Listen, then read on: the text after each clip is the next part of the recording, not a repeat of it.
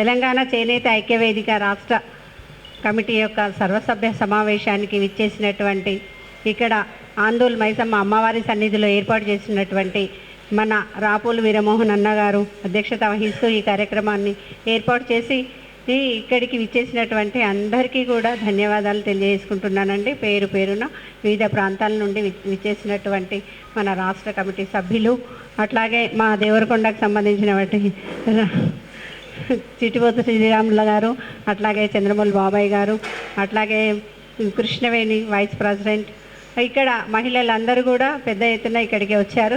చాలా ధన్యవాదాలమ్మా. ఇంత సంఖ్యలో మహిళలు కూడా రావడం అనేది, ఇంత దూరంలో ఉన్నప్పటికీ 2 బస్సులు మారాల్సి వస్తుంది. ఎక్కడి నుండి వచ్చినా కూడా ఇక్కడికి రావాలంటే బస్సులో వస్తే, వెహికల్లో వస్తేనేమో స్ట్రైట్గా రావచ్చు.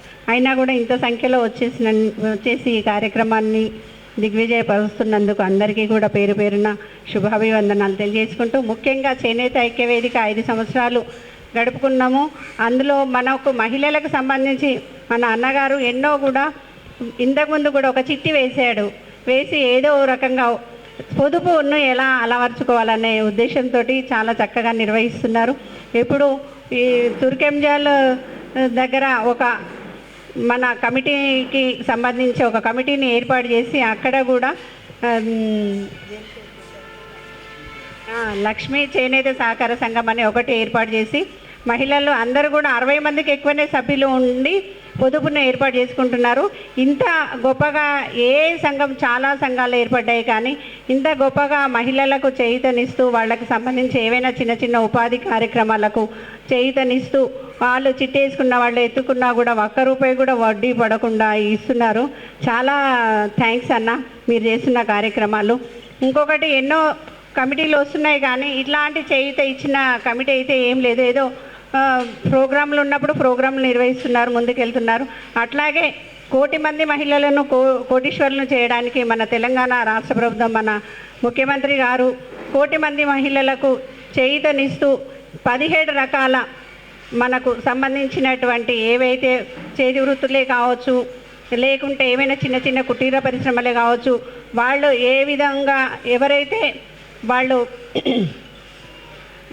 ఏ రంగంలో ఎవరికి బాగా ప్రావీణ్యత ఉందో ఆ రంగంలో వాళ్ళు అభివృద్ధి చెందడానికి పొదుపు ఇస్తూ సంఘాలను కూడా ముందుకు తీసుకెళ్తున్నారు మన ముఖ్యమంత్రి గారు. అట్లాగే ఎన్నో రోజుల తర్వాత మనకు జియో టాక్ కూడా ఏర్పాటు చేయడానికి సన్నాహాలు జరుగుతున్నాయి.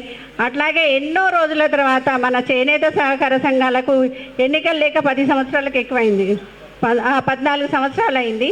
ఇప్పుడు మళ్ళీ మనకు ఎలక్షన్స్ రాబోతున్నాయి. ఆల్రెడీ అందరు కూడా నామినేషన్లు వేశారు. ఈరోజు విత్డ్రా కార్యక్రమాలు ఉన్నాయి. అందువల్ల కూడా సంఖ్య తగ్గిండొచ్చు అని నేను అనుకుంటున్నాను. అయినప్పటికీ ఇంతమంది సంఖ్య రావడం చాలా గ్రేట్ సార్. ఎందుకంటే మీరు చేస్తున్న కార్యక్రమాలకు ప్రోత్సాహం ఇవ్వడానికే ఇంతమంది పాల్గొన్నారు. ఇంకా కూడా ముందు రోజులలో మనం ఇంకా ఎంతో ఎత్తుగా ఎదగాలి. అలాగే నేను పోటీ చేసినప్పుడు కూడా మన చేనేత ఐక్యవేదిక నుండి మన సభ్యులందరూ కూడా వచ్చి నా ప్రచారంలో పాల్పంచుకొని నా విజయంలో వీళ్ళు వాళ్ళ వంతు సహాయ సహకారాలు అందించారు. వాళ్ళకి నేను ఎప్పుడు కూడా ఈ చేనేత ఐక్యవేదికకు నేను రుణపడి ఉంటానని మరొకసారి మనవి చేసుకుంటూ, మనం కూడా అందరూ ఎవరైతే పోటీ చేస్తున్నారో వాళ్ళకి మనం తప్పకుండా చేయూతనివ్వాలి, వాళ్ళని ముందుకు తీసుకెళ్ళాలి, వాళ్ళకి ప్రాధాన్యతనిచ్చి వాళ్ళను వెన్నంటి ఉండి మనం ప్రోత్సాహం కల్పించాలి. ఎందుకంటే మన వాళ్ళు కూడా ఎదగాలి. మన దగ్గర కూడా ఎంతో డబ్బు ఉంది, కానీ ఇన్ని రోజులు మన వాళ్ళందరూ కూడా రాజకీయంగా ఎదగలేదు. ఇప్పుడు రాజకీయంగా ఎదిగినప్పుడే మనకు కావాల్సినవి మనం సాధించుకోగలుగుతాం. కనుక మనకు ఎంత డబ్బు ఉన్నవన్నీ కాదండి, మనం ఎంత గొప్పగా జీవించడం అనేది కావాలి మనకు.